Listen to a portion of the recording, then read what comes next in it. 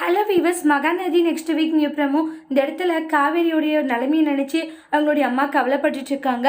ரெண்டு பொண்ணுங்களுடைய வாழ்க்கையை இப்படி ஆகிப்போச்சுன்னு சொல்லிட்டு ரொம்பவே வருத்தத்தில் இருக்காங்க.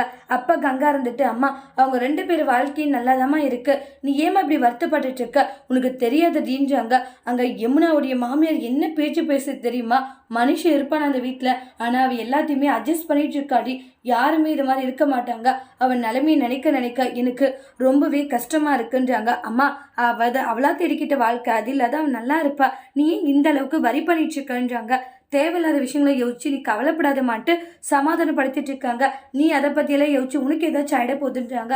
எனக்கு ஏதாச்சும் ஆகிக்கூட என் பசங்க நல்லா இருந்தா எனக்கு அது போதாமா, என்னம்மா முட்டாள் மாதிரி பேசிட்டு இருக்க, யாருக்கு எதுவும் ஆகாது சரியா, எல்லாம் நல்லா தான் இருப்பாங்க, கொஞ்ச நாளைக்கு கஷ்டமா, அப்புறம் அந்த கஷ்டமே சரியாகிடும்ட்டு சமாதானப்படுத்திட்டு இருக்காங்க.